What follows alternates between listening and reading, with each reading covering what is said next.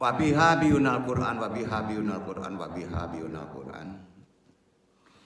Wa tubai ayat wa tuhalana biha nurul jannat wa nurun na'i wa nurun yarji ila wajhikal karim. Subhanaka ilmalana ilam alam tanah inaka antal alimul hakim. Rabbi sholli sadri wa yassir amri wa qudrat lisani yafqahu qawli. Ya Allah ya Rabb,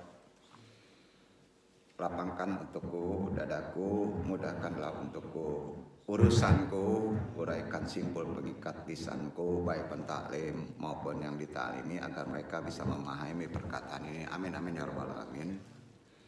Syukur alhamdulillah hari ini kita masih bisa diberi waktu untuk bisa berthalibul ilmi, masih diberi kesehatan, banyak bersyukur kita masih diberi napas. Hadirin yang berbahagia, pada kesempatan yang baik ini tajuk taklim yang akan Bapak bahas, Andong bahas Fa'lam annahu mikrajul Quran bab 2, masih terkait perkara zikir dan lebih ditekankan kepada mukjizat Quran. Amma ba'du. Bismillahirrahmanirrahim. Keistimewaan mukjizat Al-Quran, semua orang sepakat, Muslim ya, mukjizat Al-Quran itu luar biasa, mengalahkan semua mukjizat yang ada. Sehingga umat Nabi Muhammad sampai saat ini merupakan satu-satunya umat, satu-satunya kelompok manusia di atas dunia ini yang bisa dikatakan mempunyai kualitas keimanan terbaik, kelompok Islam ya. Walaupun Nabi sudah lama wafat, ketika keimanan umatnya masih menyamai keimanan umat pada periode Nabi, secara umum mukjizat didefinisikan sebagai sesuatu kejadian yang dahsyat dalam pandangan indrawi. Sedangkan menurut akal manusia, sesuatu tidak mungkin terjadi dan manusia tidak mampu menandinginya. Anggapannya secara akal. Tapi terjadi. Seumpama yang sifatnya mukjizat indrawi itu sudah tidak ada sekarang. Sudah naik levelnya. Nggak akan ditemui lagi mukjizat yang sifatnya indrawi, kecuali yang sifatnya lebih cenderung ke alamiah ya, bukan ke manusianya.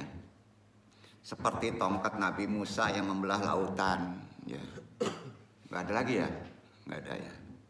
Karenanya memahami ijaz itu memahami mukjizat, namanya memahami ijaz ya. Sebagai sesuatu yang indrawi dalam kondisi sekarang keliru kalau disamakan dengan mukjizat seperti Nabi Musa. Sepakat. Mukjizat kita tidak sama dengan mukjizat pada zaman nabi-nabi sebelumnya. Ya.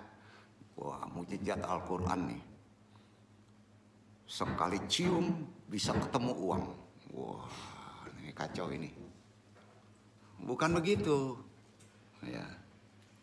Kita rubah dulu pola berpikir kita, supaya kita tahu mukjizat Quran itu lebih tinggi daripada mukjizat indrawi sebetulnya.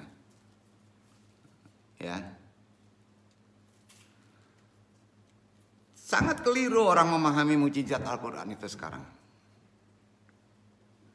Karena dia mengandalkan akliyah, asbab secara indrawi, maka Al-Quran sering disepelekan, nggak mau dipelajari. Kita kan kemarin udah disindir, Al-Quran itu mukjizatnya apa? Akliyah, cerdasan, pakai otak, gitu kan? Jadi ada orang yang pandai berjidal seukuran-ukuran orang lain lah, politikus lah, memutar balik fakta kebenaran. Kalau dilawan dengan Al-Quran sebenarnya hancur mereka. Kepintaran itu nggak mungkin, itu mukjizat Al-Quran ya. Jadi khusus memahami mukjizat Al-Quran yang bisa disaksikan bukan dengan panca indera di zaman sekarang. Salah ya. Ya salah. Bukan. Tapi dengan penalaran hati, penalaran akal, yang di hati namanya basirah, yang di akal namanya kecerdasan. Asbab. Harus ke sana.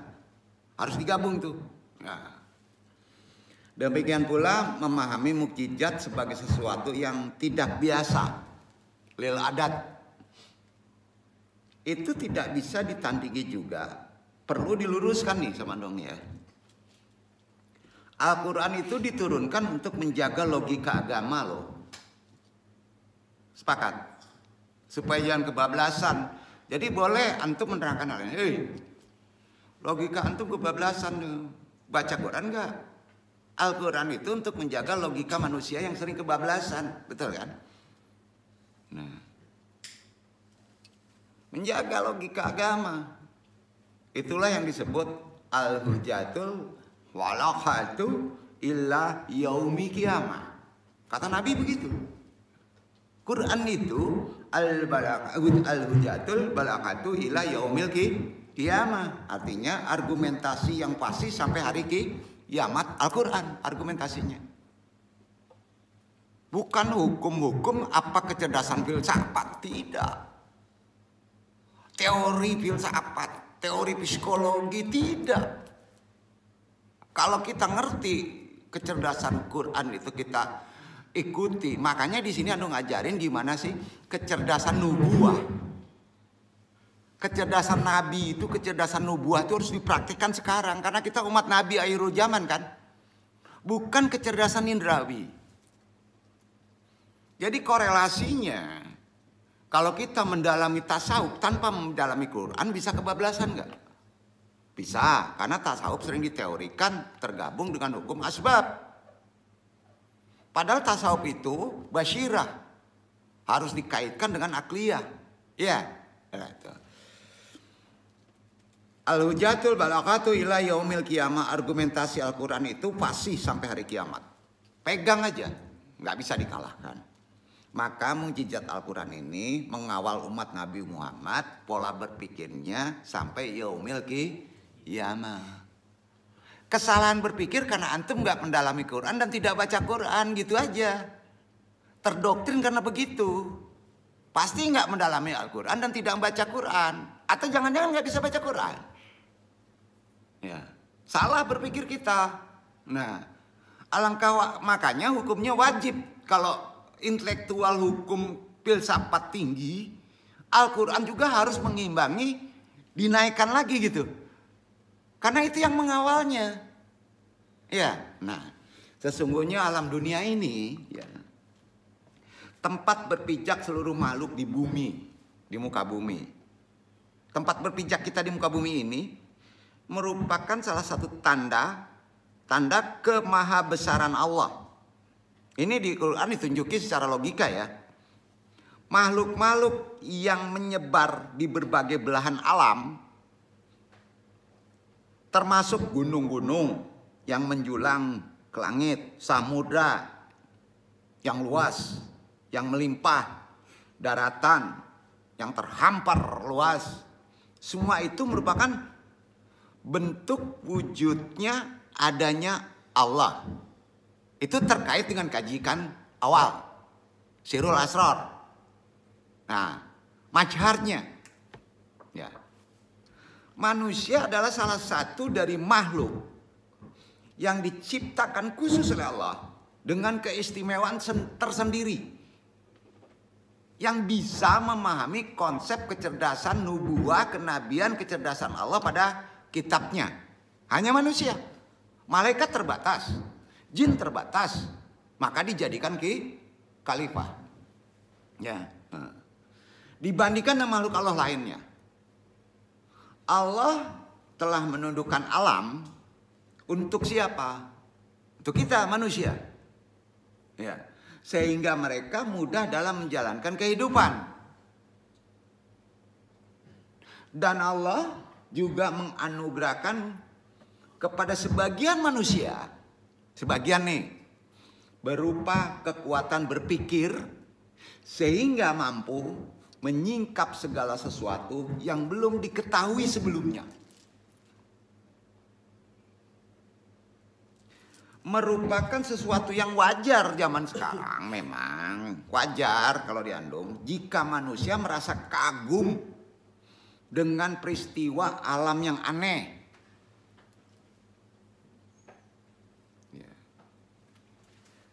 Seumpama apa? Fenomena awan yang berbentuk lafal Allah. Yang gampang-gampang aja deh. Apalagi ranting pohon yang berbentuk kalimat thayyibah la ilaha illallah. Aneh tuh, ya. Atau ranting-ranting yang lain yang membentuk asma-asma Allah. Dianggap sebagai salah satu bentuk kemukjizatan atau ijaz. Atau ijaz. Kemukjizatan itu ijaz, ya. Yang nyata. Belum makhluk-makhluk kasat mata. Ya. Yang sebagian ada orang yang bisa mewujudkannya. Kalau antum mendalami kemujizatan Al-Quran pasti bisa mewujudkannya. Karena antum berilmu. Nah, seumpama jin yang berupa api.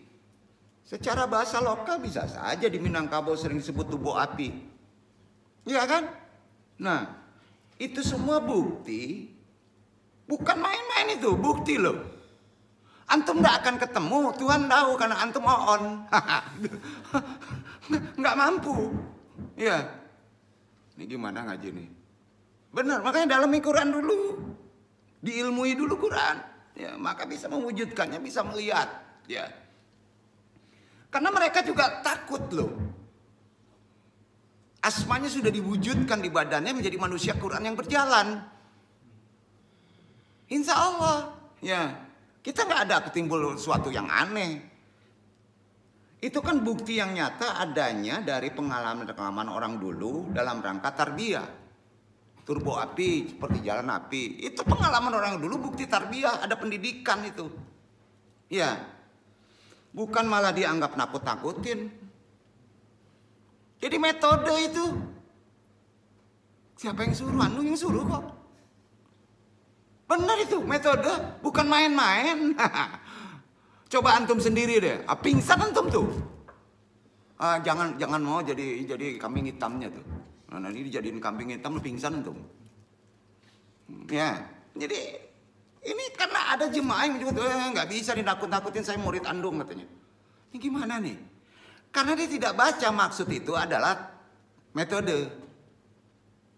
Itu kan metode. Kita belum sampai nih. Nah, harus bahas Quran dulu.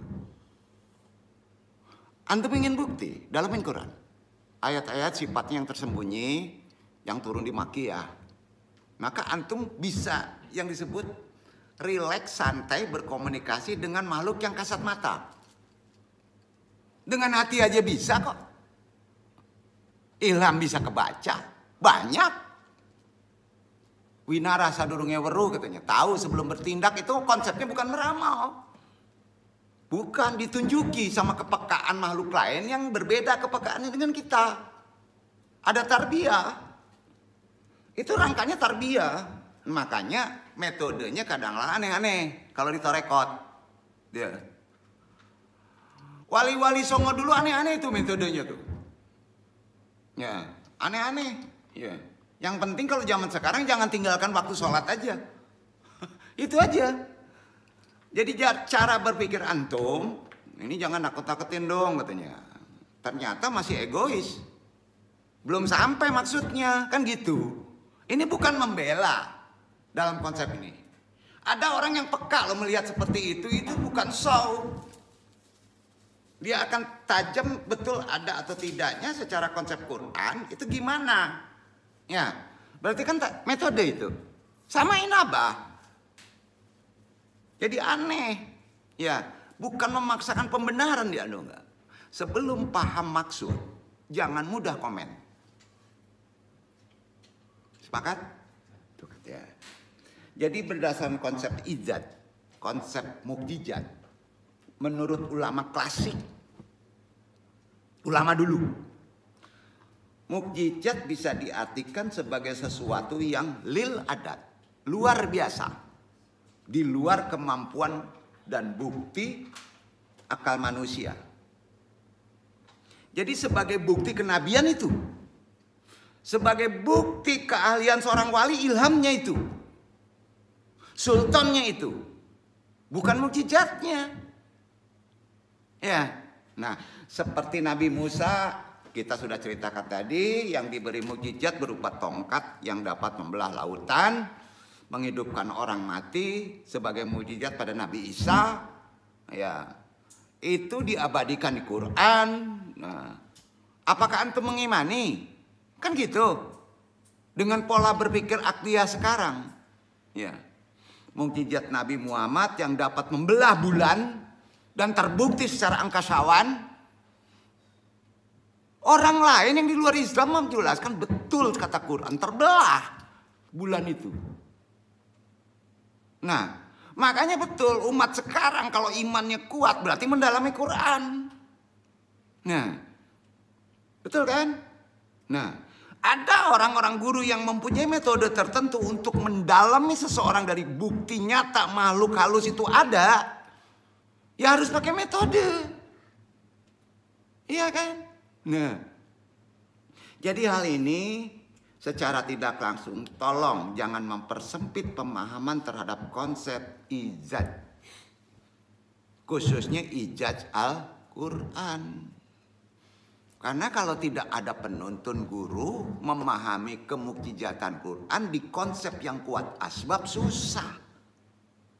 Iya kan?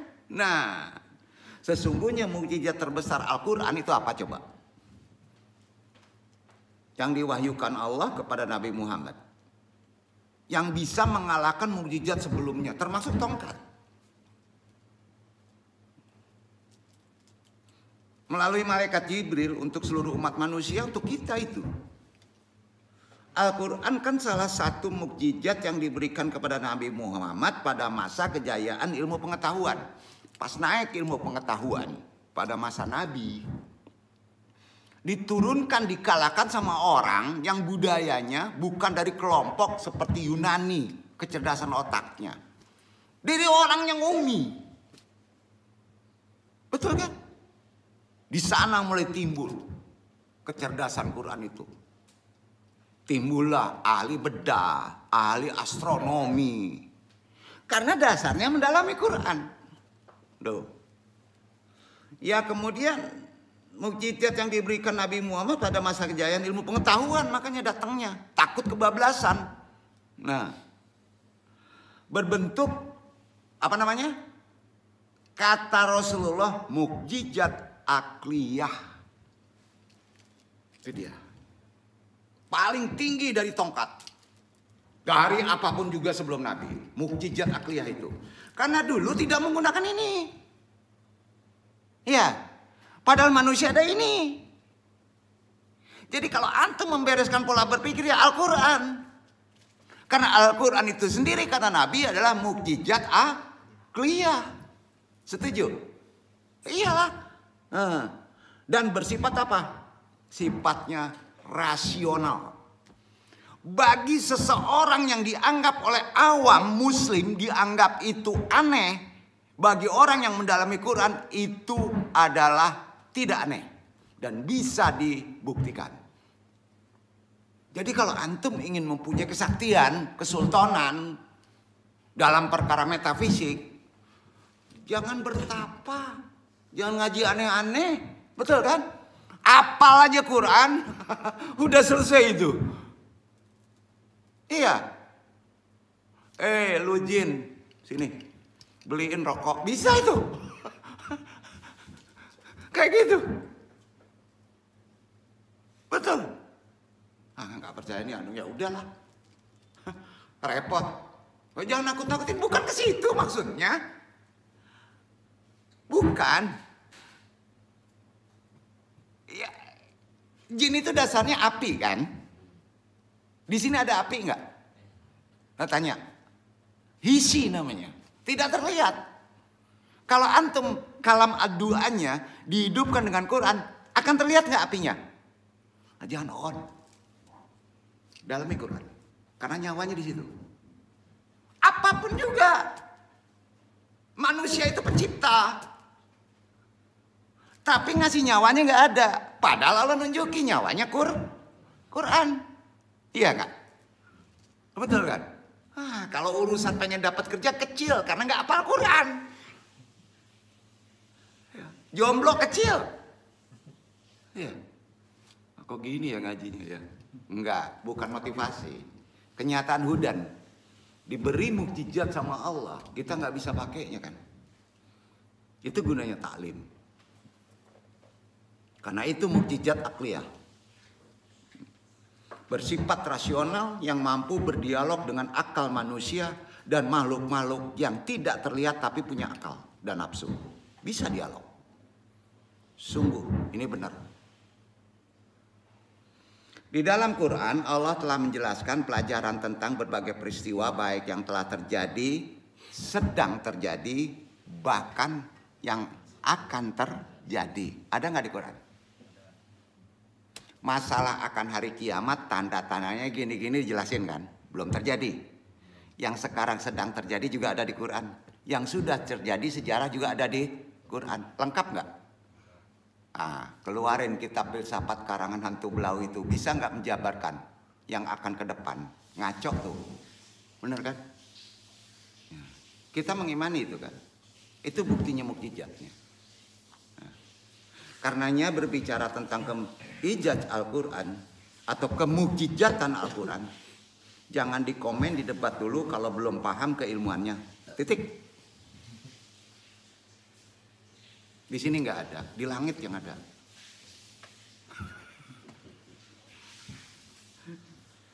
Nanti ngerti maksudnya tuh, ya. Nanti akan ngerti, percayalah. Ya, ini bukan tidak boleh dijidal, bukan begitu maksudnya. Ya. Karena banyak ulama yang mengemukakan, yang mengatakan pemahaman mereka di dalam karya-karyanya. Coba baca deh untuk melihat ke depan yang hari ini yang akan datang. Mahfun An-Nas Darasah fil Ulum Al-Quran, ini karangan Nas Hamid Abu Yazid. Ya. Mabahis il Ulum Al-Quran karya Mana Khalil Al-Qatan. Silakan baca itu. 3 konsep waktu terungkap di sana. Ya. Selain itu, saat ini ada beberapa pakar yang juga banyak mengkaji pemahaman tentang kemukjizatan Al-Quran dalam rekonstruksi terhadap pemahaman konsep ijaz Al-Quran yang sudah berlaku di kalangan ulama muslim dengan metode konten analisis. Berat banget dong. Kalau di Anda enggak. Perlu ditelusuri lebih jauh bagaimana konstruksi pemahaman tersebut dengan harapan bisa menjadi nilai tambah atau khasanah ilmu, khususnya di kehidupan kodrat zaman sekarang, khasanah ilmu pengetahuan, wabil khususnya di bidang ilmu Quran dan tafsir. Lapisannya beda-beda. Ya. Karenanya Al-Quran adalah mukjizat Nabi Muhammad yang paling tinggi. Percaya itu paling tinggi. Mukjizat tersebut tetap lestari, abadi secara utuh sepanjang zaman. Sementara ulama menjelaskan permasalahan yang kompleks di masyarakat dengan pemahaman mereka sesuai konteks. Bahwa keadaan di zaman ini, di mana saat ini kita berada di akhirul zaman, sebagaimana zaman telah mengalami degradasi, maka insan yang berada di zaman sekarang ini ya juga turut terdegradasi, turut terpengaruh. Maka ulama banyak yang menyampaikan dengan nada yang semangat, cenderung akhirnya karena nggak sampai provokatif. Semata-mata hanya sebagai upaya di tengah ketidakberdayaan berpikir mereka dalam konsep ijaz. Ya. Menghadapi degradasi perilaku yang telah masif dan massal di kehidupan akhir zaman, kebablasannya pola berpikir. Seperti halnya mereka mengatakan jika seseorang meminum arak, ini kemarin dikaji sedikit, mabok, pasti itu mabok kan, maka sholatnya tidak diterima 40 hari. Orang yang sholatnya serajin apapun, jika menggibahi orang lain, maka hukumnya adalah neraka. Maksudnya Rinoan sendiri 40 hari loh. Tidak semudah itu membersihkannya. Sedekah, sebanyak apapun antum sedekah, jika diungkit-ungkit maka tidak mendapat ganjaran pahala.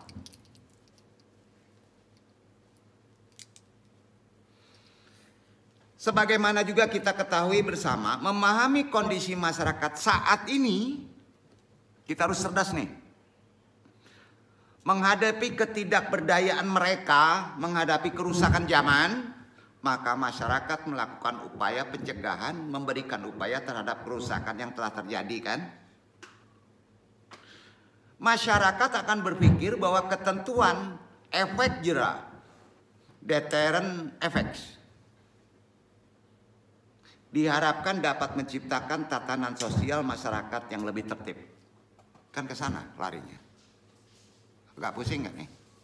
Enggak ya. Nah, berbeda dengan itu semua, terdapat norma agama yang mana terdapat kitab suci Al-Quran sebagai petunjuk hudan dan buku manual kehidupan sebagai seorang muslim.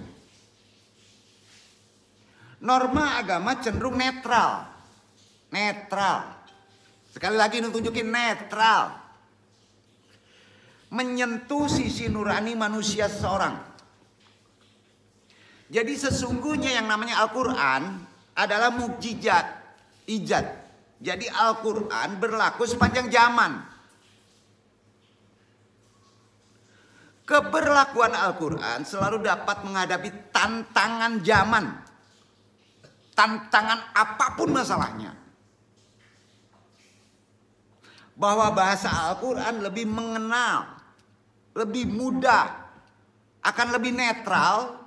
Yang mana dalam Al-Quran disebutkan bahwa orang yang beriman melakukan amal soleh ganjarannya surga.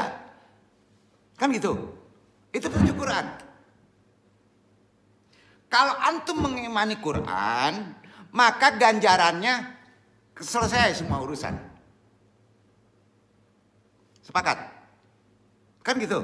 Ya. Sedangkan orang yang melakukan keburukan dan kekafiran, ganjarannya neraka. Itu bacanya mujmal, netral. Tapi konsep berpikir kecerdasan kita di konsep sekarang, kalau ditaruh di asbab udah paham.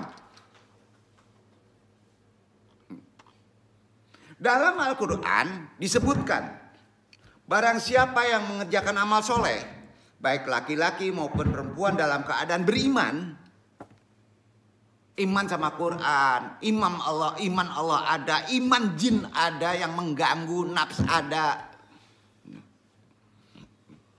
Baik laki-laki mau perempuan dalam keadaan beriman, sekali lagi beriman, melakukan amal soleh, maka sesungguhnya akan kami berikan kepadanya kehidupan yang baik. Nggak ada jomblo, nggak masalah. Kehidupan baik ke situ. Intinya apa? Hari ini masih ada yang nyari kerja. Hari ini ada yang kesulitan sesuatu. Sebenarnya kita ada ilmunya. Jangan-jangan kita kurang beriman sama Quran. Beramal soleh, kan itu kuncinya. Petunjuknya, katalognya, manual kepada diri antum ada. Karena antum tidak mempelajari Quran, antum nggak tahu menyelesaikan persoalan itu. Karena tidak dibumikan. Tidak dipakai kecerdasan, dianggapnya itu ritual. Kan bahaya itu. Nabi bukan sampai ke situ. Makanya kecerdasan akliyah tertinggi adalah Quran. Itu mukjizat. Nggak percaya, dalamin aja deh. Apal setengah juz, dapat kerja antum. Apal 1/4 juz, dapat bini antum. Kemana ngaji nih? Kan gitu. Apalagi ngerti makna. Benar-benar ini nggak bohong ini. Mumpung andung tuntun. Kan berat ngapal itu ya. Ya. Kadang pasak daripada tiang dah Pak. Aneh ya. Ini kan Allah nunjukinnya nih, coba renungkan, coba tafsirin sendiri ya. Quran surat An-Nahl, surat 16. 9 itu materi, 7 itu diamalkan kalau ingin dapat materi. 97, baca. Nah.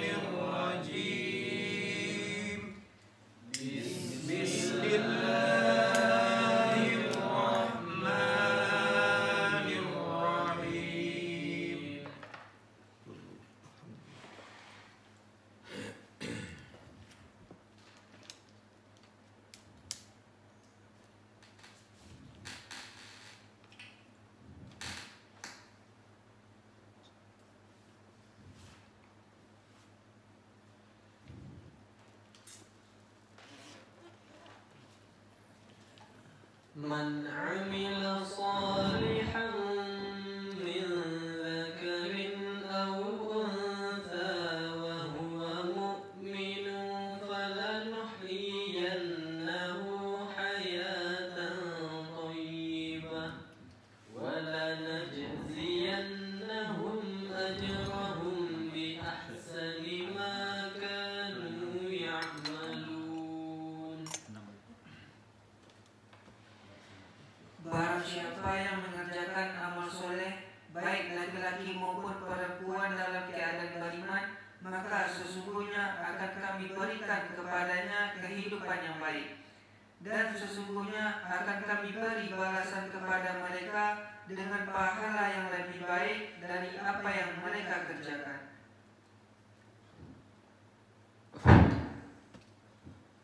Amalan beriman itu yang terkait dengan kehidupan yang baik, kira-kira apa yang paling prioritas? Mendalami Quran. Maka dijamin kehidupan itu baik. Amal soleh. Allah itu kasih sayangnya tinggi loh. Walaupun antum tidak muslim, juga akan dibeli pahala yang baik. Itu buktinya banyak kejadiannya. Namanya perbuatan baik. Beda dengan muslim, ada saudara solehnya. Nah, kan banyak orang yang non muslim berbuat baik, banyak ya. Perbuatan baik bebas dapat dilakukan oleh siapapun.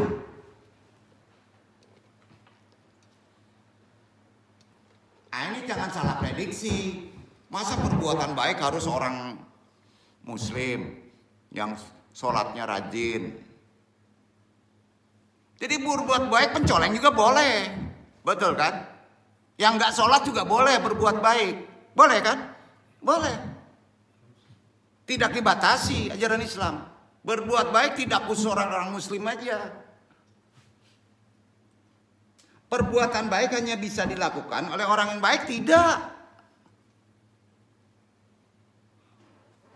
Orang yang pernah melakukan kejahatan sekalipun diizinkan oleh Allah untuk berbuat baik. Iya kan? Itu langsung dibalas. Langsung dibalas nggak? Oke, antum degil nggak sholat, antum masih jahil, antum masih hedonis. Tapi sesama orang berbuat baik nggak? Makanya kan dibilang, kalau antum belum dapat kerja, kalau antum belum dapat istri, cariin orang lain yang jomblo, cariin istri walaupun antum nggak dapat istri. Gitu. Ini gimana nih ngaji ini? Ya. Yang justru dapat menjadi penyebab turunnya ridha Allah perbuatan antum tuh. Itu yang disebut hidayah. Ikhtiar hidayah gimana? Jangan dilihat amal solehnya. Jahat, ya. Kalau antum menolong orang lain, maka hidayah datang. Hidayah itu sama dengan hadiah. Pasti antum diurus. Itu diajarin Quran. Itu hebatnya ijaz Quran. Bahwa kesalahan bisa dihapus dengan taubat. Kalau antum masih berbuat jahat, tapi antum penjahat, membuat baik, antum dapat ganjaran tuh, kebaikan. Tapi kejelekan antum belum bisa dihapus, kecuali ada hukum tobat. Itu diamalkan prakteknya. Dirapalkan, diauratkan. Di syariat dituntun itu. Jadi gini, takut dibatasi. Oh, saya masih jahat nih, masih kotor, masih mabok. Ya, jangan berbuat baik lah. Mungkin celaka rezeki antum, betul kan? Jadi kehidupan sehari-hari secara konteks real, misalkan ya, ada orang yang setelah mabuk, setelah berzina, setelah korupsi, atau setelah melakukan segala hal yang buruk, kemudian pulang. Di mana di saat di perjalanan waktu pulang, ini udah zina nih orang nih, ya. Ada anak kecil terlihat oleh Ella ketabrak mobil, yang nabrak kabur, lalu diselamatkan orang itu. Padahal dia penzina itu, nah, diselamatkan sama dia. Padahal dia melakukan keburukan sebelumnya, maka langsung dibalas kebaikan itu berupa yang lain. Kita kan sering membatasi diri. Oh, gue masih jahat nih, ngapain? Oh, gue nggak sedekah, gue aja belum kaya. Nah, ini kesalahan kita. Mukjizat Quran di situ loh jaminannya. Maka tentunya keluarga buktinya. Walaupun dia pencoleng, bolak-balik masuk penjara, keluarga yang punya anak tadi akan ngomong apa? Terima kasih. Buktinya kan? Apalagi Allah. Logika. Benar gak? Dia tidak akan melihat orangnya, jahatnya. Sepakat? Kalau ingin ditolong Allah gitu. Maka keluarganya pasti terima kasih, saya nggak ngelihat kamu deh penjahat. Pokoknya kamu sudah berbuat baik menolong anak ini. Jangan-jangan dikasih tip juga kan? Jangan terlalu jauh deh kita untuk memahami konsep-konsep spiritual. Mukjizat Quran itu jelas sekali. Jadi sekalipun yang menyelamatkan anaknya adalah pelaku keburukan, dia tidak akan lihat itu. Allah juga begitu. Lebih lanjut ada kisah nih, direnungin ya. Dan ini syahid. Ada kisah di dalam sebuah hadis, seorang WTS,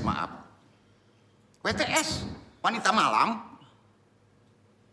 yang memberi minum anjing yang kehausan, kemudian mendapat ampunan rahmat Allah. Betul kan? Hadis itu sahih. Allah nggak melihat kejelekannya. Ya. Ada pula kisah penganut Majusi bernama Bahram al-Majusi hendak menikahi anak kandungnya, namun tidak jadi karena di saat hendak melakukan perbuatan hubungan dengan anaknya tersebut datang janda tiga orang anak yang meminta makanan kepadanya karena anaknya lapar. Bahram al-Majusi lalu memberikan makanan kepada janda tersebut dengan sebab kedermawanan orang Majusi tadi, Bahram tadi. Ada seorang wali bermimpi bertemu kepada Nabi menyampaikan bahwa Allah telah meridhoi Bahram al-Majusi. Nabi ada tuh. Nabi diberi wahyu, wali diberi ilham lalu mimpi, dan itu sahih hadisnya. Dikasih tahu, betul. Nabi.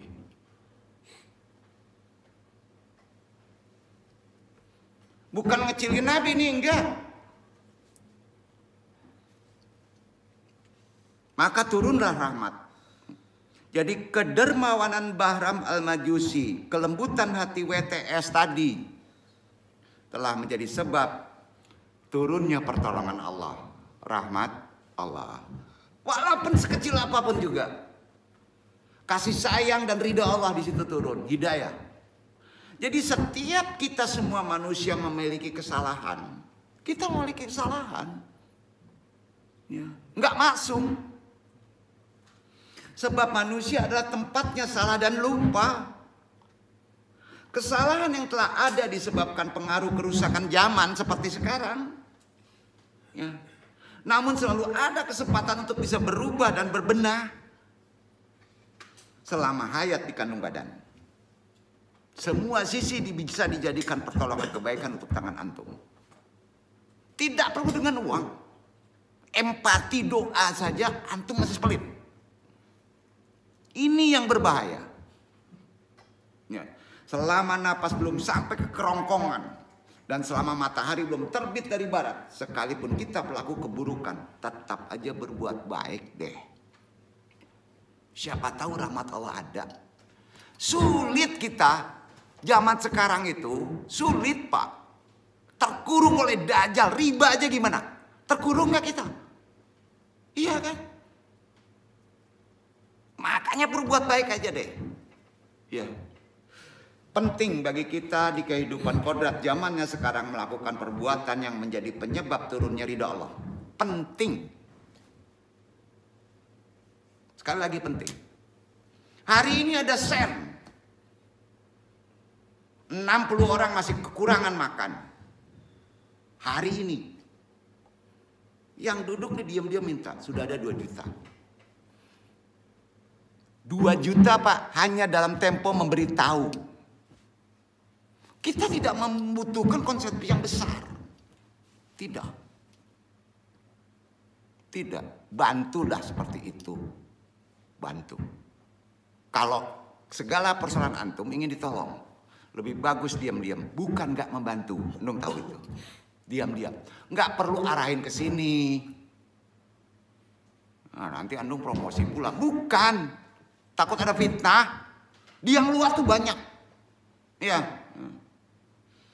Jadi jemput kehidupan zaman sekarang penting melakukan perbuatan gimana caranya supaya menyebabkan turun hidayah Allah. Karena setan sudah berbentuk di mana-mana. Sepakat? Itu aja kuncinya. Ya. Tuhan tidak menginginkan kita hidup berputus asa di kondisi sekarang. Banyak yang putus asa dengan kadarnya, tanpa menyadarinya. Yang aneh putus asa di rahmat Allah, kan unik nih. Ya. Padahal dimuliakan antum ini dihidupkan di akhirul zaman loh. Banyak yang ditebus untuk menjadi orang yang baik dan menjemput ridho ilahi. Karena begitu luasnya rahmat Allah, nggak kecil rahmat Allah itu. Kita masih bisa bernapas, masih sehat, masih memiliki makanan, masih memiliki keluarga, teman, semuanya merupakan bentuk rahmat, karunia, rizki. Ya, masih napas itu rizki besar. Tuhan yang tak terkira bisa nggak mensyukurinya kita. Rahmatnya besar banget. Ya. Hanya karena dompet kosong antum mengeluh, cengeng hidup antum. Bahaya itu. Diuji lagi nanti.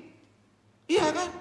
Nih, makanya dalam menjalankan kehidupan yang sering dirundung kejepit hati kita. Tahu kejepit hati? Itu kejepit hati namanya. Iya kan? Banyak sekarang kejepit hati. Ahli qiraat Islam aja sama perempuan galau, kan kacau itu. Kejepit hatinya tuh. Kan pusing ngendung nih. Kemana ngaji? Maaf ya. Jadi janganlah gitu ya. Banyak rahmat Allah di luar itu. Iya kan? Banyak. Syukur aja deh. Tata ulang install niat beresin. Itu ilmunya. Apa? Halo, pertanyaan kemarin udah kena nih Iwan Iqbal. Udah diinstal niatnya. Beres ini install lagi niatnya. Iya kan? Nah, orang sering lupa menginstal niat. Niat itu berat loh. Di jalan bisa tergeser loh. Install lagi niatnya. Kata Nabi loh, perbarui lagi. Perbaiki lagi. Lurus niat, lurus niat, lurus niat. Itu install niat. Bisa kejepit hati antum. Sebetulnya karena berubah niat. Galau itu karena nggak nginstal niat. Ya, ketangkap ya maksudnya ya. Seumpama saja saat hendak ngaji bermajelis taklim. Nih kan datang nih majelis taklim. Ya, itu kan belajar. Belajar kan? Belajar supaya kita bisa berilmu kan. Ya, betul. Nah, karena orang sekarang saat ini banyak terjadi salah berpikir. Kesalahan pada niat seseorang ngaji. Coba tanya, ngaji itu niatnya apa? Tadi disebut tuh, belajar. Betul nggak nih? Jangan bohong lah. Belajar atau enggak nih? Ini bukan yang di sini ya, Andung tekankan kepada yang di luar ya. Niat ngaji itu apa? Thalabul ilmu. Belajar ya. Nah, itu kata Allah begitu. Itu firman loh. Datang kemari itu niatnya belajar. Ya. Berarti lurus niat kita kan. Di mana tak sedikit mereka ikut ngaji karena ingin memperoleh barokah. Salah. Sedikit kemari minta barokah tapi ikut ngaji, salah itu niatnya. Gak dapat apa-apa. Mungkin pahala. Maka install lagi niat dari rumah. Kalau dua niat gimana? Ini Quran loh, kita baca ya di Quran ya. Ini firman Allah loh. Ya, ini kecerdasan kita ya. Itu ngajarin Quran itu begitu hebatnya ijaznya ya. Nah, jadi. Karena ingin memperoleh barokah kan, jujur kan. Ayo. Kemarin yang rajin ngajinya rajin ya. Oh diulang tartil ya. Datang, wah hebat bener nih. Rajin. Kan barokah yang dicari. Hah? Barokah. Enggak lah, udah lurus niat dia tuh ngaji kemarin tuh. Hari ini kan ngaji niatnya, makanya nggak perlu datang. Nah, ya gitu. Karena barokahnya udah selesai. Ya. Jadi sejati ngaji gini ya, sejatinya ya, mengaji itu bertolebul ini kata Nabi, kata Allah, bukan untuk mencari barokah, termasuk dosa. Tidak benar niatnya itu. Melainkan kata Allah mencari ilmu. Niat antum taklim mencari ilmu. Ngaji kok cari barokah. Kalau ngaji ya cari ilmu. Itu bahasanya. Cari barokah itu ikut manakib, istiqosah, ada amalan tersendiri. Nah, besok kita istiqosah manakib penuh mengaji. Maka niat antum mencari berkah. Antum pergi misalnya ke nasab atau jarah, ilmu atau barokah? Niatnya itu barokah, walaupun ke orang tua. Bukan ilmu gimana mau ngajar ke kuburan ya gimana ilmunya suruh dengerin ini suruh ngaji itu kuburan bisa? Enggak. Dulu ya. Udah jadi barokah itu gampang sebenarnya. Ya, ilmu yang susah. Nah, perhatiin dulu ya. Kalau antum mengaji bermajelis taklim, cari ilmu niatnya. Itu intinya. Paham ya maksudnya ya? Nah, bukan barokah ya. Nah, tadi masih ada yang barokah, bingungan dong tuh. Tadi 3 orang loh barokah loh. Apakah boleh disatukan? Boleh, tapi caranya beda. Itu petunjuk Quran. Nih gini. Tidak akan ridho jika para santrinya yang ikut ngaji niat tujuannya untuk mencari barokah. Itu kata guru BI itu. Semua guru torekot gitu. Abah Anom juga ngomong gitu. Mutabaro, Lutfi, ya di Pekalongan juga gitu ngomongnya. Antum ngaji atau barokah? Kalau barokah keluar dari majelis taklim, karena sekarang niatnya ngaji. Kalau barokah tunggu manakib, tunggu tawasul. Beda ya? Nah, tuh ya. Ini Quran nunjukinnya ya. Jadi gini, ngaji sama andung juga begitu, nggak ridho dong. Beda dengan sakit ya. Ngaji kok cari barokah bingung nih. Harus diingat hukum halal haram itu. Ngaji kok masih cari barokah, ngaji ya cari ilmu. Karenanya ini kata Allah. Antum kan ngikutin kata Allah. Allah berfirman di Taha ayat 114 itu. Itu dia. Itu dasar.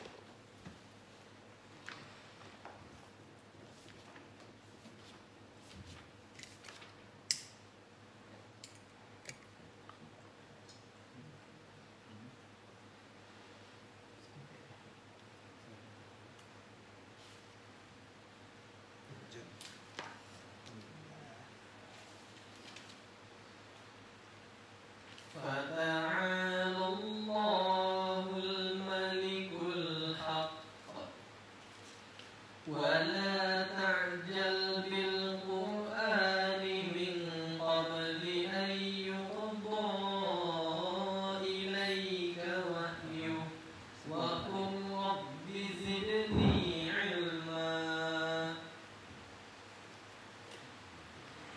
Maka menghadiri Allah Raja yang sebenar-benarnya. Dan janganlah kamu tergesa-gesa membaca Al-Quran sebelum disempurnakan mewahyukannya kepadamu. Dan katakanlah, ya Tuhanku, tambahkanlah kepadaku ilmu pengetahuan. Hah? Apa? Tambahkan ilmu pengetahuan.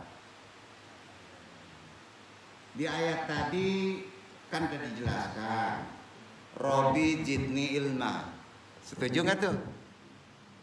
Robi jidni ilma. Artinya apa? Ya Rabbku, ya Tuhanku, tambahkanlah ilmu kepadaku. Di sini kan? Sekarang kan? Iya kan? Kan Allah nggak nyebut Robi jidni barokah. Coba cari Quran, ada nggak itu? Robi jidni barokah di majelis taklim. Ada nggak? Nggak ada ya? Nggak. Aduh, nggak enak ngaji nih. Ya. Nggak ada kan? Nggak ada. Ada babnya barokah itu. Ada babnya. Ada amalannya sendiri. Kapan? Pas antum zikir tahara, pas antum doa, niatnya itu barokah. Pas antum berbaju talim, itu mencari ilmu. Jadi ada dua. Nawaitunya berangkat dua.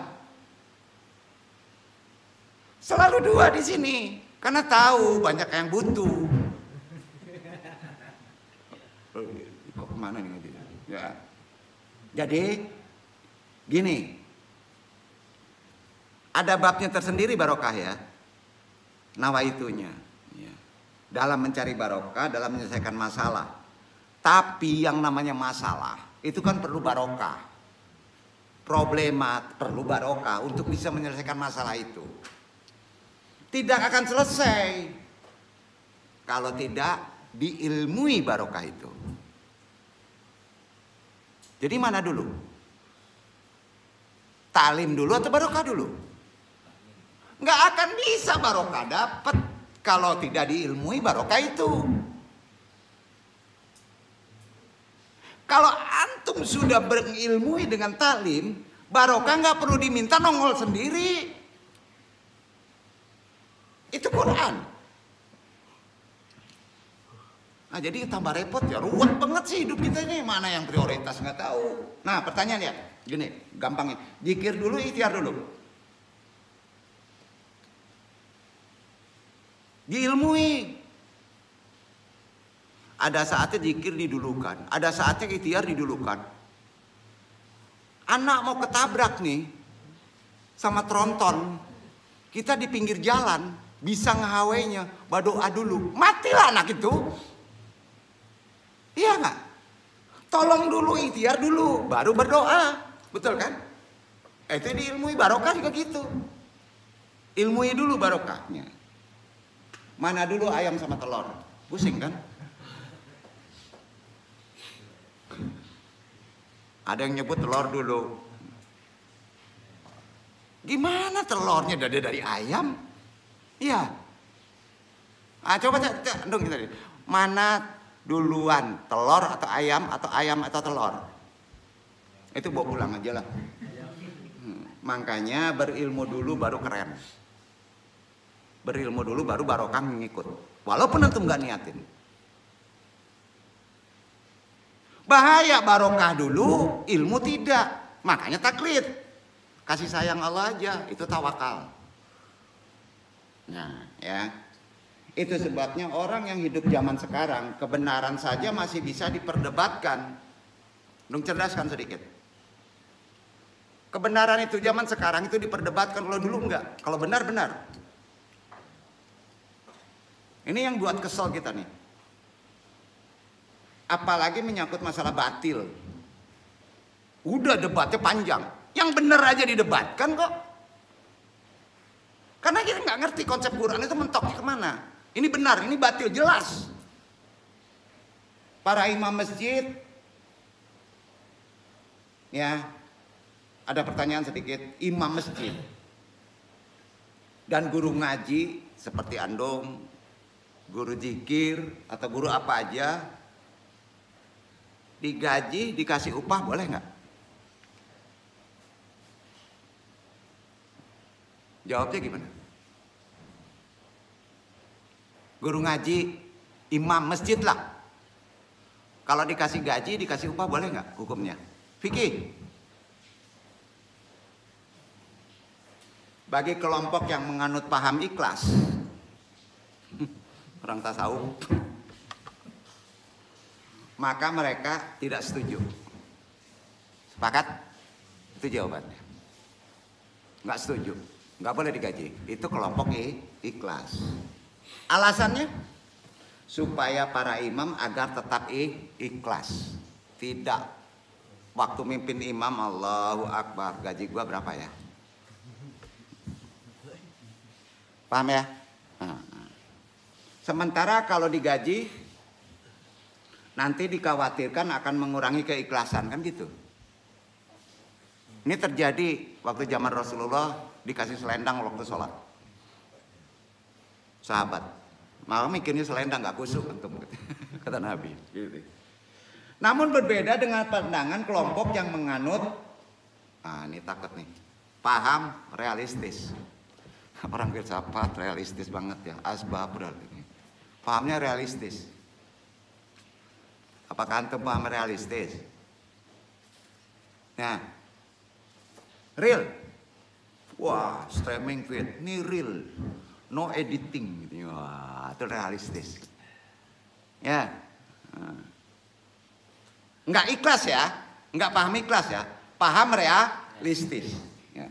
Bagi kelompok ini, para imam, guru ngaji punya keluarga, alasannya gitu. Harus digaji. Nah, pertanyaannya pilih mana? Di situ ketahuan. Ayo. Oh kan betul tuh. Sehingga mereka perlu digaji. Itu kata paham realistis. Tapi kalau paham ikhlas, dilarang digaji. Bayangin fikih. Makanya fikih banyak mazhab. Sanatnya jelas. Sekarang antum baca Quran. Ya.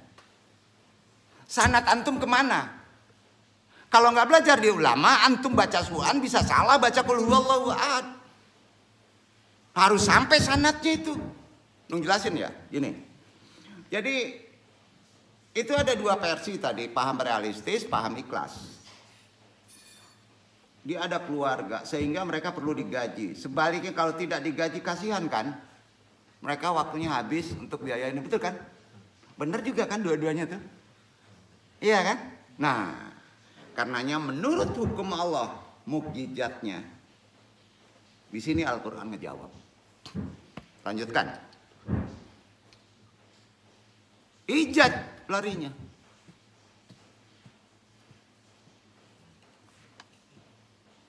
Menang kelompok ikhlas prioritasnya. Itu kata Quran. Menang kelompok ikhlas.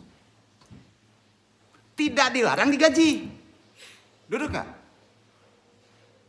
Jadi ada orang yang mengkaji tasawuf pas dikasih sudah taklim ya. Ada yang menerima, ada yang enggak. Menerima boleh.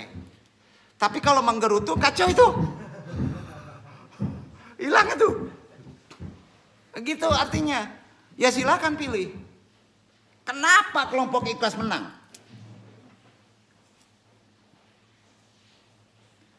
Kubu realistis akan bilang gini, masa cuma ngimami aja, tidak digaji. Kan gitu alasan kubu realistis. Kan saya ninggalkan keluarga. Artinya apa? Dalam kebenaran saja bisa diperdebatkan di zaman sekarang. Kan dunia politik gimana? Nah, apalagi yang benar dengan yang batil. Mengapa itu bisa terjadi perdebatan? Hal itu karena manusia sejatinya punya mental. Itu jawabannya. Apa? Karena kita punya mental. Coba urai. Kalau kamu antum gak punya mental, gak ada perdebatan. Ini orang psikolog ngerti ini. Tapi kalau gak ngerti ngaji lagi ya Ulumuddin. Nah, renungkan aja ya yang tadi. Bisa panjang nih kaji. Kembali ke pokok kaji, ke laptop. Fa'lam annahu. Sebagai imamul madhab, Imam Syafi'i, yang banyak diikuti oleh ulama Nusantara, ulama Minang, banyak kita. Imam Syafi'i beberapa kali melontarkan kritik pedas. Imam Syafi'i ahli majad kritik. Tidak hanya kepada ilmu tasawuf, tapi Imam Syafi'i juga mengkritik ahlul fikih, orang-orang syariat. Dikritik habis. Ada satu pertanyaan keras dari Imam Syafi'i yang menyebut bahwa orang-orang fikih itu hatinya kayak batu, keras, dan tidak merasakan ketakwaan. Begitu kata Imam Syafi'i, ini bukan kata Nuh, bukan kata Nabi. Orang-orang yang ahli fikih itu hatinya selalu keras. Harus jelas dalilnya. Betul kan? Nah, beliau Imam Syafi'i kalau mengejek ahlu fikih itu ada di kitabnya menyebutnya gini, wa hadza qasim lam yajud qalbuhu tuqa. Ahli fikih adalah orang yang hatinya keras dan tidak akan merasakan ketakwaan. Itu kata Imam Syafi'i. Contoh yang digunakan Imam Syafi'i dalam kasus tersebut, contoh paling gampang begini. Contohnya ya, yang dinamakan jual beli halal itu menurut fikih gimana? Jual beli supaya halal, ijab qabul. Iya kan? Ijab qabul. Ijab itu yang penting ketika penjual berkata anna abi'u hadalaka. Aku menjual ini padamu. Itu ijab. Nah, anna abiu hadalaka. Terus dijawab sama pembeli tadi, anna astalimu. Saya terima. Kasus lain, para jomblo kalau nikah, ijab kabul kan? Jual beli juga gitu. Nikah nih. Ketika seorang wali mengatakan ana tajawatu, saya nikahkan, harus dijawab kabulnya. Anna aqibilu zawaja, saya terima nikahnya. Jadi secara fikih itu jadi halal. Duduk. Sah katanya. Itu halal. Bukan tersendat ngomong nih gimana fikih dulu. Belum tersedat ngomong mandiin, kemana larinya? Ngaco. Ini keras aja dong sampein. Karena nggak ngerti ilmu tasawuf. Betul. Ada banyak kitabnya. Nah, jadi ya lucu jadinya. Karena sudah ada ijab qabul maka menjadi halal. Dan tidak ada problem jati. Internal nggak ada, jati itu internal nggak ada lagi. Problema jati internal itu perumpamaan tadi, bukan mahram dan bukan saudara persesusuan, kan gitu fikihnya. Tapi menurut Imam Syafi'i dalam kasus ini ada kemungkinan jadi haram. Nah, bingung pula kan? Itu gunanya taklim.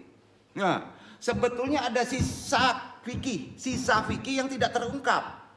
Ya, yang tidak didiskusikan oleh ahlul fikih, dibawa sendiri-sendiri, yaitu salah sangka.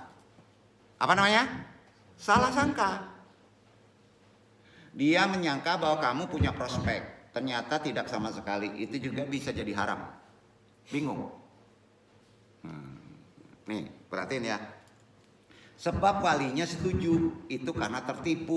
Jadi tebar pesona dan penampilan juga bisa membuat haram. Renungkan aja tuh. Itu sebabnya Nabi Muhammad pernah menikahkan seseorang yang dikira muda karena bercadar. Tapi ternyata dia sudah tua, maka kemudian nikahnya dibatalkan. Batalkan. Salah sangka. Bukan ketipu itu. Kamu muda tapi udah tua, makanya berubah fikih. Jadi salah sangka itu bisa membuat batal. Hati-hati ijab kabul. Makanya jika antum hendak menikah, halo, dan ingin benar-benar halal nikahnya, halo, yakinkan istri antum bahwa antum orang yang paling tidak prospek di dunia ini. Renungkan. Bingung. Nah ini udah masalah qalbu nih. Udah ketasawuf. Agama Islam ini selalu tidak rasional, ada kalanya. Atau tidak masuk akal bahasanya. Sebenarnya bukan tidak masuk akal, tapi karena akalnya nggak sampai. Nggak enak ya ngajinya Pak. Betul, maka dijelasin terbatas. Namun perlu diketahui cara berpikir agama, sekali lagi, cara berpikir agama Islam itu berbeda dengan logika keadaan. Renungkan tuh, berbeda. Contoh nyatanya ya, contoh nyata nih. Dahulu Abu Bakar ketika ikut perang Badar, sahabat Nabi, dengan Abu Sufyan yang baru masuk Islam pada perjanjian Fatwa Mekah, memiliki hadiah sama. Rampasan perang kan diberi hadiah tuh. Hal ini mendapat protes oleh Umar. Kenapa harus sama? Padahal Abu Sufyan dahulu termasuk orang yang pernah memusuhi Nabi. Kemudian Abu Bakar menjawab, orang-orang yang ikut perang Badar, kalau karena Allah, biarkan supaya dibalas oleh Allah. Itu ikhlas. Paham? Nah, berat juga nih. Buat apa saya balas di dunia? Itu jika dibalas di dunia nilainya akan sama. Paham ya? Cara berpikir yang seperti ini harus dipraktekkan, dicontoh oleh umat Islam di kehidupan sekarang. Takut benar sama target. Nih. Jadi ini kan merupakan cara berpikir apa yang disebut namanya? Itulah berpikir nubuwah. Benar tuh, robah ya. Ya. Orang Ansor pada zaman dulu dikenal dengan kaum yang namanya kaum penolong Nabi ketika hijrah. Dari Mekah ke Madinah, bahkan seluruh harta dan nyawanya diberikan sebisa mungkin untuk bisa melindungi, menolong Nabi, betul kan? Itu diabadikan di Quran. Ansor. Itulah mengapa sampai dikenal dengan sebutan orang Ansor adalah penolong Allah dan Rasulnya. Di hadis, di Quran juga ada. Jadi ketika Fatu Makkah, orang yang baru masuk Islam diberi hadiah banyak oleh Nabi, dan orang Ansor malah tidak diberi oleh Rasulullah. Tidak diberi sama sekali. Nah, bingung kan? Kan sulit logika akal. Karena terdapat satu atau dua orang Ansor akhirnya yang masih muda, ngomongnya gini, protes, ternyata Rasulullah itu tidak adil. Zaman sekarang gak ada yang kayak gitu kan? Nah, kita yang menolong sejak lama tidak diberi, dan orang yang baru masuk Islam malah diberi. Nah, di sini juga ada yang berpikir gitu nih. Baru datang mato sipit ditolong. Malah lama di padian saya. Nah, gini. Banyak maaf ya. Jadi perkataan tadi sampai ke telinga Nabi. Nabi berkata, apa kata Nabi? Ini ilmunya. Ini Quran. Berpikir kecerdasan nubuah begini kata Nabi. Laqad di'atadata antakuna batalanan. Lidhas tamarasi fi kaunika batalanan. Kamu itu sudah biasa jadi pahlawan, Ansor. Ya sudah jadi pahlawan terus saja. Itu omongan Nabi, paham? Kalau antum udah jadi pahlawan aja. Udah mulia. Kalau antum sudah jadi ihsan aja. Masa jadi ihsan balik lagi ke iman? Orang yang biasa heroik, tahu gak orang heroik? Suka menolong, udah kebiasaan. Nggak ngelihat, pokoknya tolong. Jangan ditolong tuh di lampu merah. Ada mafianya. Tapi karena udah kebiasaan, biasa nolong aja, itu heroik namanya. Oleh Nabi disuruh tetap istiqomah aja. Tolong aja. Itu ajaran Islam. Jangan sampai orang yang sudah lama bermental memberi, kemudian bermental tamak. Paham? Itu yang ditakutkan oleh orang-orang yang benar ngerti. Seperti ingin mendapatkan sesuatu. Karenanya orang semacam itu kata Nabi bakalan turun derajat pangkatnya. Makomat. Dari mental memberi kemudian bermental menerima. Itulah mengapa orang yang mempunyai cara berpikir nubuah tetap akan berbeda, tetap akan berkecukupan. Tidak akan dikasih susah. Nggak percaya, itu mukjizat di Quran. Cobalah bermental berpikiran nubuah, berbeda dari kebanyakan orang awam. Tidak sedikit orang yang menurut dirinya sudah menolong sekian lama, maka pantas untuk mendapatkan imbalan yang banyak.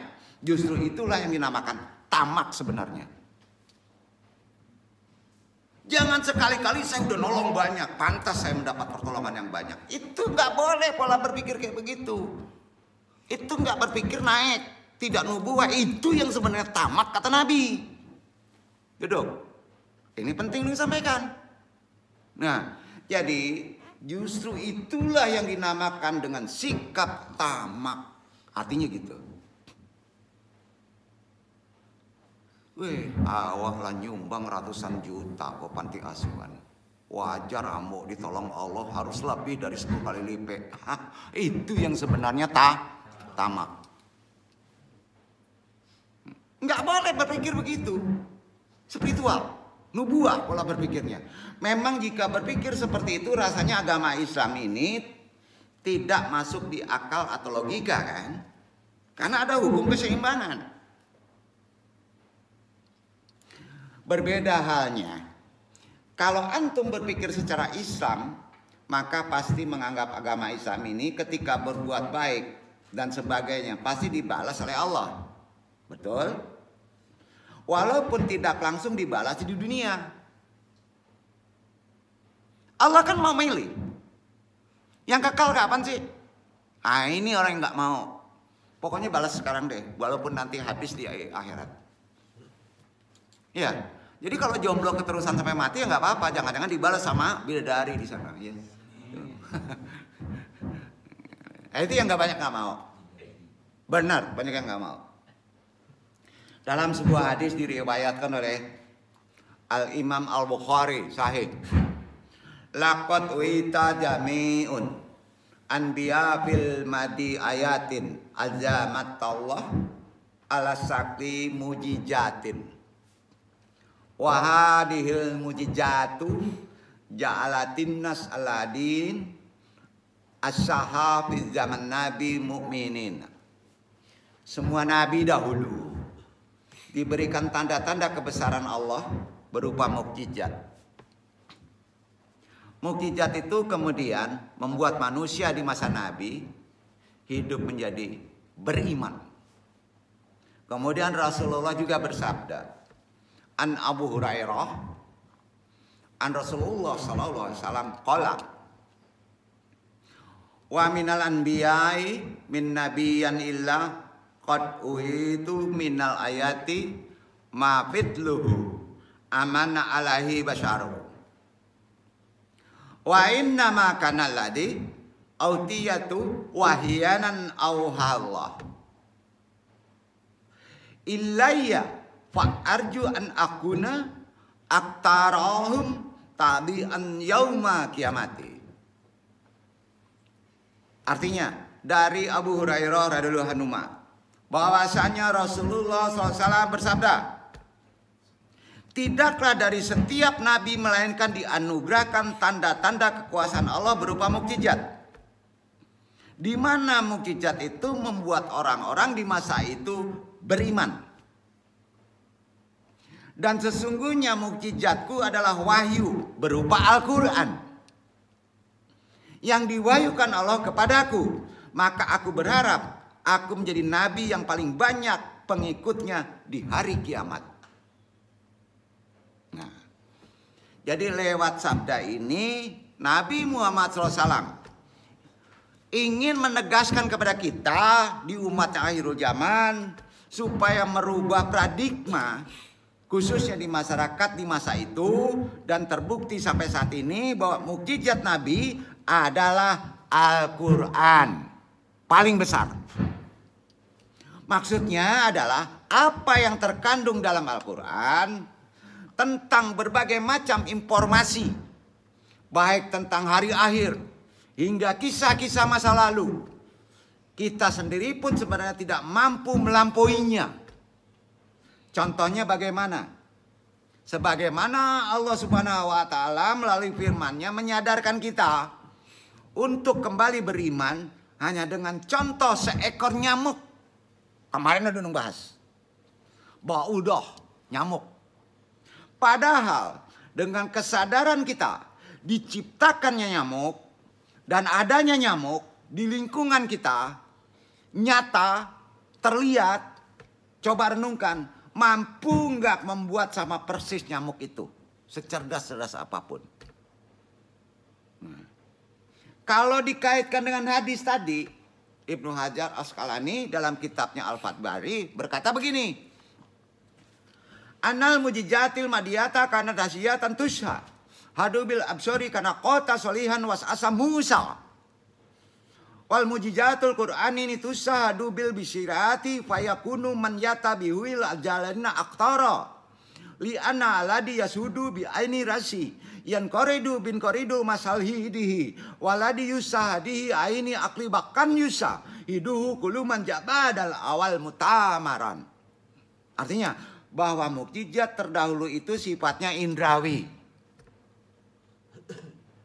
yaitu dilihat dengan mata kepala dulu, seperti unta Nabi Soleh atau tongkat Nabi Musa. Sementara mukjizat Al-Quran dapat disaksikan dengan basyirah, kebersihan hati, pandangan akal, kecerdasan akliyah, jiwa yang sehat.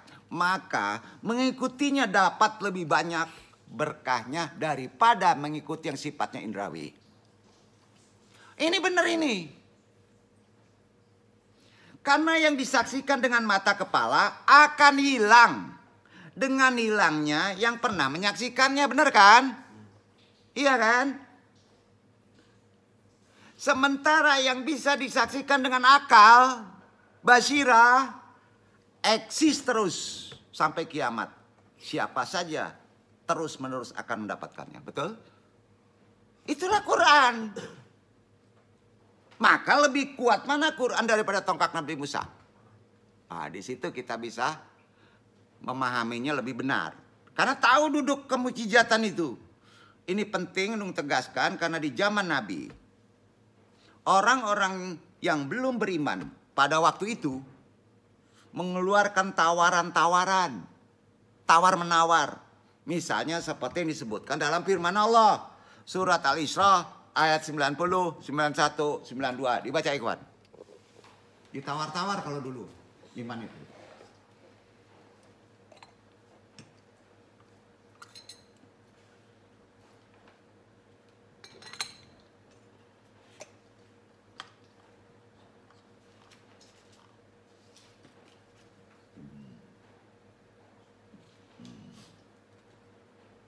وقالوا لن نؤمن لك حتى تفجر لنا من الأرض ينبوعا أو تكون لك جنة من نخيل وعنب فتفجر الأنهار خلالها تفجيرا أو تسقط السماء كما زعمت علينا كسفا أو تأتي بالله والملائكة قبيلا. Dan mereka berkata, kami sekali-kali tidak percaya kepadamu hingga kamu memancarkan mata air dari bumi untuk kami. Atau kamu mempunyai sebuah kebun korma dan anggur, lalu kamu alirkan sungai-sungai di celah kebun yang deras alirannya. Atau kamu jatuhkan langit berkeping-keping atas kami, sebagaimana kamu katakan, atau kamu datangkan Allah dan malaikat-malaikat berhadapan muka dengan kami. Pertanyaannya sekarang, antum beriman, mau digituin dulu nggak? Baru beriman. Zaman sekarang. Berarti nggak bekerja pikiran. Ya. Oke. Beriman ya kamu, langsung kamu dapat kerja manajer. Langsung beriman. Kamu dapat istri cantik, orang Palestina, langsung beriman. Mau digituin. Berarti antum balik ke zaman jahiliyah. Gimana? Kalau antum berpikir zaman kecerdasan jahiliyah, beriman harus dibuktikan secara indrawi, maka tiap hari antum dibuktikan susahnya secara indrawi. Kira-kira ketangkep gak nih? Itu Quran. Mau dibuktikan secara indrawi. Tantang tuh Allah keimanannya. Tidak menggunakan akli yang benar. Diuji sama Allah tuh. Dijamin. Terbukti itu banyak. Maka itu udah bisa merenung. Nah, kecerdasan nubuah terpaksa menunjukkan sekarang. Gimana caranya sih? Nah. Kan tawar-menawar orang dulu untuk jadi iman. Orang sekarang kan nggak perlu tawar-menawar. Tapi ada yang tawar-menawar. Oh bahaya itu. Capek kita ngasih nasihat. Ya. Tawar-tawaran seperti inilah yang dirubah dengan menghadirkan sebuah mindset baru.